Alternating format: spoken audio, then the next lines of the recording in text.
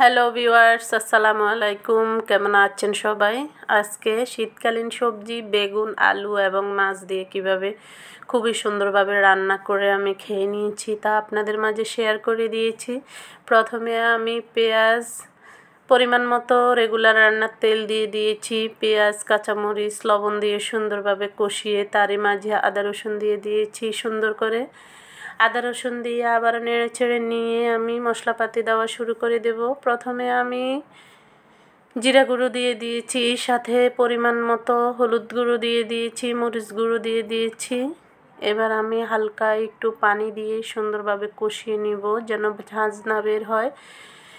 সুন্দরভাবে কষিয়ে নিয়ে আমি এই বেগুনের সাথে একটা আলু দিব। আলুটা আগে থেকেই সুন্দরভাবে কেটে রেখে দিয়েছি। এবার আমি আলু দিয়ে একটু কষিয়ে নেব।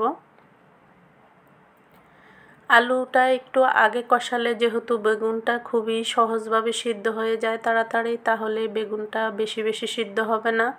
আমি আলুটা একটু পানি দিয়ে সুন্দরভাবে কষিয়ে নিতেছি। তারই মাঝে এবার আমি বেগুনগুলো দিয়ে দিব। বেগুনটা হচ্ছে অনেকে বলে থাকে তাল বেগুন বা গোল বেগুন, যে যাই বলুন। আমি ওই বেগুনটা দুটা সাইজের বেগুন আমি সুন্দর করে কেটে রেখে দিয়েছি। এবার আমি বেগুনগুলো উপর দিয়ে দিয়েছি ছোট ইলিশ মাছ।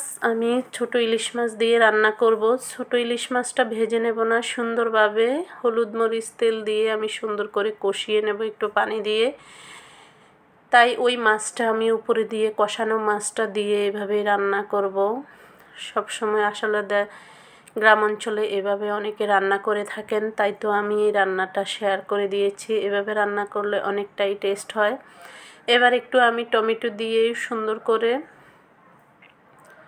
কষিয়ে নিয়েছি। আবারও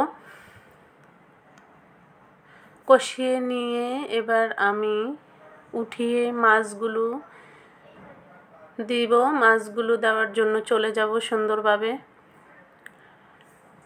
এরকমভাবে শীতকালীন সবজিগুলো রান্না করলে অনেকটাই টেস্ট হয়। এই যে আমি একটা মাছ সুন্দর করে কেটে ধুয়ে রেখে দিয়েছি, তারই মাঝে আমি পরিমাণ মতো হলুদ মরিচ লবণ সাথে একটু তেল দিয়ে হালকা একটু পানি দিয়ে সুন্দর করে গরম করে নিয়েছি।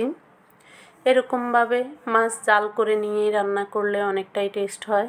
এবার আমি যে মাছটা জাল করে নিয়েছি, আমি তরকারিটা আগে একটু কষিয়ে রেখেছি, ওই মাছটা জাল দেওয়া মাছটা উপর থেকে সুন্দর করে দিয়ে দেব।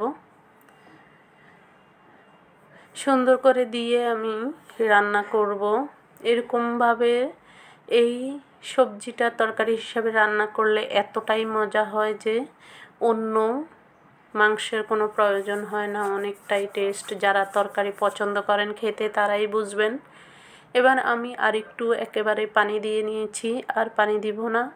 সুন্দর করে কষিয়ে রান্না করব 2-1 বারের জন্য। এবার আমি ধনেপাতা দিয়ে দিয়েছি। ধনেপাতা শীতকালীন সময়ে তাজা তাজা ধনেপাতা পাওয়া যায়, এরকম সবজিতে ধনেপাতা দিলে অনেকটাই মজা, তাই আমি ধনেপাতা একটু দিয়ে দিয়েছি। আমার মোটামুটি রান্না প্রায় শেষ পর্যায়ে এসে গেছে। এবার আমি একটু পরে উঠিয়ে নেব। কতটা মজাদার লোভনীয় হয়েছে দেখতেই পাচ্ছেন, অনেকটাই মজা। এবার আমি একটি বাটিতে উঠিয়ে সার্ভ করব।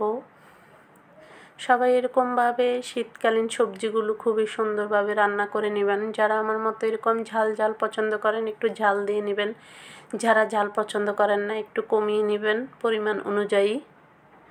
আমি একটু ঝাল ঝাল পছন্দ করি, সব সময় একটু ঝাল দিয়েই থাকি। সবাই আমার এরকম ভিডিওগুলো পেতে আমার চ্যানেলে চোখ রাখবেন। সবাইকে ধন্যবাদ। আল্লাহ হাফেজ।